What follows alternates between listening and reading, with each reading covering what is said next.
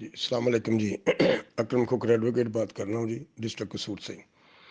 اب میں جاوید خان صاحب کی وائس بھی سوال جواب بھی سنے، ایک صاحب ہے جو سعودی عرب سے ہیں۔ اب مجھے اس کی سمجھ نہیں آ رہی جاوید خان کی۔ اس کو میں نے پہلے بھی اس وقت کہا تھا کہ بھائی آپ کو 2-4 ماہ صبر کرنا چاہیے تھا، تاکہ یہ اچھی طرح، اگر آپ کے مطابق مبینہ طور پہ آپ کہہ رہے ہیں کہ یہ ان کی نیت ہی نہیں تھی ہمیں دینے کی، تو اگر یہ ایسی بات ہوتی تو اگر آپ 2-4 ماہ صبر کر لیتے تو یہ اچھی طرح ہمارے سامنے ایکسپوز آ جاتے۔ اگر ان کے سامنے کوئی ہرڈر نہ ہوتی، اگر انہیں کوئی نیب کا نوٹس نہ آیا ہوتا، اگر کوئی آپ ایس سی سی پی میں، نیب میں، نیب کورٹ میں اور دیگر جو ایف آئی اے اور دیگر اداروں میں آپ نہ گئے ہوتے اور ان کو یہ پلی نہ ملتی، تو پھر میں دیکھتا کہ کیا رزلٹ ہوتا۔ اور پھر جو اگر یہ ایسے وڈرا نہ دیتے یا کمپنی کو اس طرح ان ایکٹیو اکاؤنٹس کو کرتے تو پھر تمام کے تمام لوگ ان کے خلاف ہوتے۔ اب چونکہ یہاں پہ ایک ایمبیگوٹی پیدا ہو گئی ہے کہ یہ سب چیزیں آپ لوگوں کی وجہ سے ہوئی ہیں، تو بھائی اب مجھے ایک بات بتائیں، آپ لوگ بھی تو یہی چاہ رہے تھے نا کمپنی بند ہو جائے، اب آپ کو کیا ملا ہے؟ ان 5 لاکھ خاندانوں کو آپ نے ان کے چولہے جلنے سے پہلے ٹھنڈے کر دیے ہیں، ان کے خواب جو پورے ہونے سے پہلے چکنا چور کر دیے ہیں آپ نے۔ ہر مہینے ماہانہ جو منتھلی ان کو جو منافع آنا تھا ان سے ان لوگوں نے کو اپنے پتہ نہیں کتنے کام کرنے تھے، کئیوں نے ادھار پکڑ کے شروع بھی کر دیے تھے۔ اب بتائیں آپ کو کیا ملا ہے؟ کہ آپ کو اپنے پیسے مل گئے ہیں؟ آپ کا 15 یا 20 جتنا بھی ہے، آپ تو پہلے ہی آپشن اے میں تھے، تو یار صبر کر لیتے، آپ نہیں ملے۔ اب یہ ہوا کہ آپ بھی بیٹھے ہیں، ہم بھی بیٹھے ہیں، اب آپ اور ہم ایک ہی کشتی کے سوار ہو گئے ہیں۔ اب ہمیں بتائیے ہمیں آگے کیا کرنا چاہیے؟ آپ تو کر رہے ہیں، آپ تو اداروں سے لے لیں گے، ہم کہاں پہ جائیں؟ اور میرے بھائی آپ کو اس لیے سمجھایا تھا، لیکن آپ کو میری بات کی سمجھ نہیں آئی تھی۔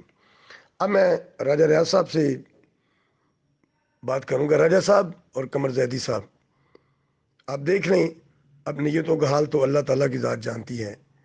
میں نے اس سے پہلے وائس نوٹس میں بھی اور دوسرے جو وائس نوٹس ہیں ان میں بھی یہ کہا تھا کہ اس کو جاوید خان کو اور دیگر جو اس کی ٹیم ہے کہ جناب آپ کو صبر کرنا چاہیے۔ اب راجہ صاحب آپ سے میں کہہ رہا ہوں کہ اگر یہ جو ٹیم ہے 2-4 لوگوں کی، اگر یہ ہم پہ بھاری ہے تو میرا خیال ہے کہ ہمیں یہ نیٹ ورکنگ سے ہی نہیں بلکہ اس ملک سے ہی چلے جانا چاہیے۔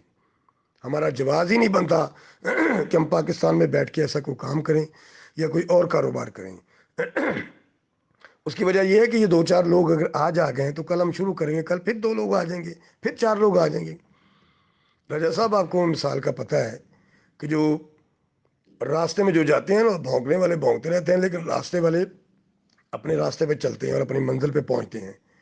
میں نے آپ سے ریکویسٹ بھی کی تھی، دیگر لوگوں نے بھی کی تھی، غریب لوگوں نے، کہ جناب اس کو کنسیڈر کریں اور ان اکاؤنٹس کو ان ایکٹیو نہ کریں بلکہ ان کو ایکٹیو کریں اور آپ کو اپنے وعدے کے مطابق ان لوگوں کو وڈراول دیں۔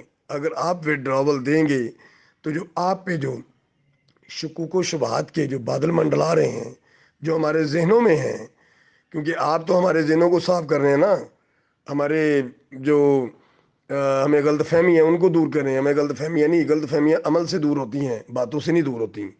اگر آج آپ وڈراول شروع کر دیتے ہیں تو غلط فہمیاں ساری دور، پتہ چل جائے گا کہ ٹھیک ہے آپ کی نیت صاف ہے، جناب آپ ہمیں دینا چاہ رہے ہیں۔ اور جناب اگر آپ بھی اس کو آگے شروع نہیں کریں گے تو پھر بڑے افسوس کی بات ہے راجہ صاحب کہ یہ ساری ایک پلاننگ تھی اور ایک پلاننگ کے تحت سب کچھ کیا گیا ہے۔ تو میں جناب آپ کو اسے بار بار ریکویسٹ کر رہا ہوں، پھر کہہ رہا ہوں، ابھی بھی ہماری امیدوں نے دم نہیں توڑا، ابھی بھی ہمیں ٹرسٹ ہے، ہمیں امید ہے، کیونکہ ہمیں تو امید شروع سے ہی تھی سیف الرحمان صاحب پہ، شروع سے ہم بیٹھے ہوئے تھے اس امید پہ۔ میں بینگ این ایڈوکیٹ، میں نے آج تک کبھی کسی ٹولے کو یا کبھی کسی گروپ کو جوائن نہیں کیا۔ آپ جانتے ہیں کہ کتنا عرصہ گزرا ہے، میں نے کبھی نہ کسی ان سے ملاقات کی کوشش کی ہے، گو کہ میرا 40-50 لاکھ روپیہ میری ذاتی انویسٹمنٹ ہے۔ تو میں اس لیے آپ سے بار بار کہہ رہا ہوں کہ یار ان لوگوں کو پلیز، آپ ان لوگوں کو ایسے خواہ مخواہ نا امید مت کریں اور کنسیڈر کریں، لیڈرشپ سارے سوچیں، بیٹھیں اور اس کا کوئی حل نکالیں اور اس کو پلیز آپ وڈرا دیں۔ شکریہ۔